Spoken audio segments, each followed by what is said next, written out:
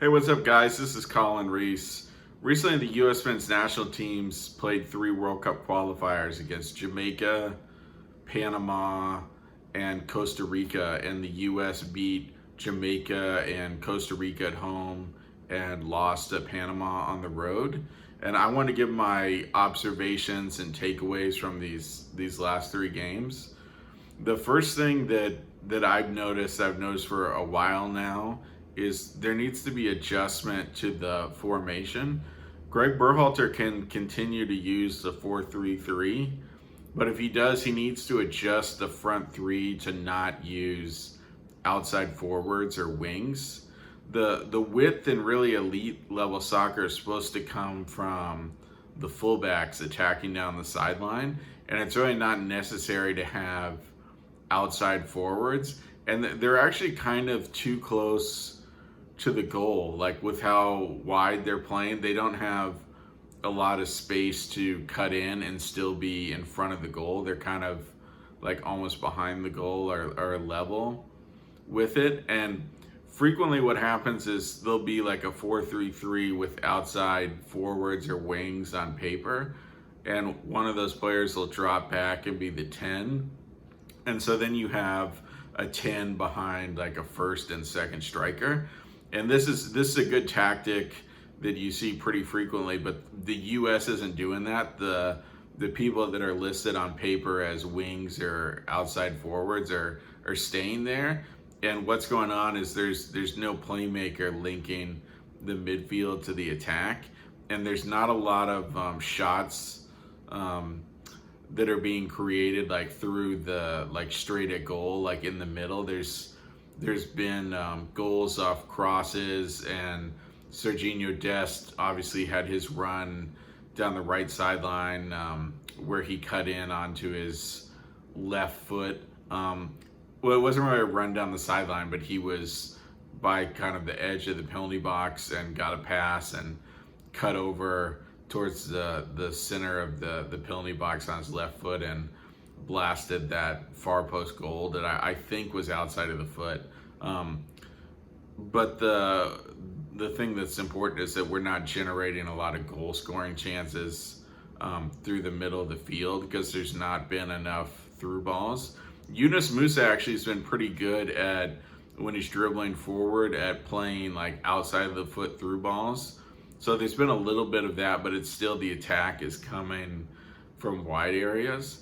So I want to see Gregg Berhalter adjust his 4-3-3 so he has some sort of 10 behind the two strikers. And I'm a big Sebastian Lletget fan, so I think it's possible, obviously, to have Tyler Adams as the defensive midfielder and then have Yunus Musa and Weston McKennie as the box-to-box midfielders with Lletget as the 10.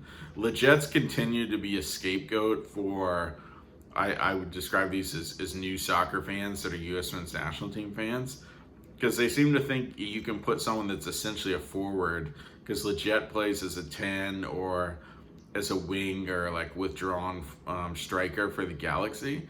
And he has played as an 8 for the Galaxy one season when they like needed him there. And he's occasionally kind of played deeper in the midfield, but that's not really his position. And especially at the international level, it's just really not fair to stick a 10 like that back in as a center midfielder and expect him to be, constantly running like 50 and 70 yards back. And he's too far away from goal to even utilize his skill set. He's good with 1v1 dribbling. He's got lots of creative touches and tight spaces, and he's good at, popping chips over the defense and playing through balls and 1-2 combination passes and stuff like that close to goal, and he can score. And if you're going to put him as a center midfielder and then expect him to have the engine and the top speed to just dribble through crowds like Yunus Musa can, that's not really fair, and that's not his skill set. And he also can't really play any final balls or through balls from that deep in the midfield, because he would need to like link with someone in front of him, like a number 10, and then like maybe get a pass back and then play a final ball. But where he is, he's really far away from goal, so he'd just be essentially just like crushing balls up forward, and it would almost be just like hit and hope. Sometimes there is some openings for him to attack a little more, but if you watch closely, you can see there's no real team passing and moving that facilitates quick combination play where they're combining with each other and advancing the ball forward. So the Jets continue to be this scapegoat, and when these new fans don't see enough attacks or enough shots created, they tend to blame it on Leggett. They think that by himself he can just dribble through crowds or play more of these like through balls when really not a lot of people are making runs or even showing for the ball. So fixing this 4-3-3 to have a 10 behind two strikers is one thing I think Gregg Berhalter should do. His other option is to use a 4-2-3-1 formation, and this would be where he had a defensive midfielder and a box-to-box midfielder behind essentially three attacking midfielders is one way to describe it. So you'd have like a right attacking midfielder, a wing, and then a 10 or a center attacking midfielder, and then like a left attacking midfielder, and they would be behind the striker, which is Pepe. So I'm not sure when Pulisic or Reyna will be back because they're injured, but I think Pulisic's pretty close to coming back. But so if they were injured, you could do something like where you had Adams and McKinney as the line of two, as the holding midfielders, and then in front of them you could have like Yunus Musa on the right, Sebastian Leggett in the center, and then Brendan Aronson or Timothy Weah on the left, or you could have Weah and Aronson as the wings, and then Pepe as the striker. So those are kind of two formation changes that Berhalter can make. But I think the really big problem with the U.S. men's national team and with Berhalter, and a lot of people don't seem to be talking about this, is his coaching consists of really just pressing, it seems like, and he hopes that the pressing generates like counterattacks and mistakes. But he's not coaching the team to be passing and moving, and that's something that anyone that's a pro soccer player should know anyway. But he's clearly not emphasizing it enough or yelling at the players about it enough, because we should be playing where whenever someone gets the ball, they've got two passing options, and that's totally not happening.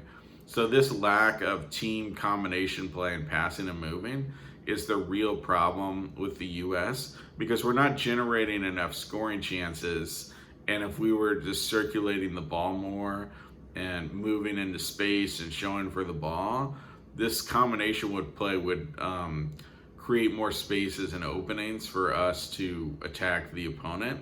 So I think these are really the two big problems with the U.S., the formation and then the lack of the passing and moving. And I don't think it's as important to just keep bringing in different players from Europe or MLS thinking that we've got players out there that are really going to make a difference. I think it seems like we pretty much know all the really special, dangerous players out there, and there's not too many that I can think of, or even like really any I can think of that are out there that we're not using. I think that we need two more strikers besides Pepe, and there's Hoppy as well, so that's two. So I think we still need a third one, and I still support either having Bobby Wood or Rubio Rubin playing as the third striker on the roster, and then maybe we can have two strikers at a time or just see what happens. But I think those two should be recalled. But other than that, we seem to have plenty of technical players. It's just we're not passing and moving together. And we've had Pulisic and Reyna out, and they're kind of the main creative forces. So we need someone like Leggett or Aronson to be setting up more goals. But with the way the formation is, that's not really going to happen, because he's got Leggett too deep in the midfield, and then Aronson's playing as a wing, and he can kind of just move centrally and just decide to play that 10, but it doesn't look like he's really done that much so far. But I think the players we have are fine. I'd like to see Reggie Cannon come back into the fold. But it looks like with Adams, McKinney, Musa, and then a playmaker in front of them, and then Pepe with someone like Aronson, that we should have plenty of firepower. And I think it's just a problem of how the team's playing together. And so Gregg Berhalter really needs to emphasize that we play, real soccer where you're playing 1-2 touch and passing and moving. But I don't think like tossing Luca De La Torre into the lineup or even Gianluca Busio is going to make a really big difference. They're good players, but they're not kind of special enough that throwing them in is going to really improve the U.S. It's a team play problem. And I think that's really the issue with the U.S. And a lot of people keep yelling at Berhalter about his poor lineups. I've only seen him, I think, make a couple lineup mistakes, but he does continually make the mistake of just insisting the team use the 4-3-3 with the outside forwards. And I think that makes it so we don't have a link between the midfield and the attack, and then the team passing is not good. And even against Jamaica and Costa Rica, where players like Musa and McKinney were surging forward, there still was that missing link between the midfield and the attack. And we could use a player in that spot to combine with those guys. Even to like receive a ball and then play it back to them in the box would be a useful thing. But we don't have that in our lineup because of the way the formation's set up. So I think for these next round of qualifiers, hopefully we see a change in formation, and hopefully the team passes and moves more so that we can play more attractive, more effective soccer. Thanks everyone for tuning in. See you next time.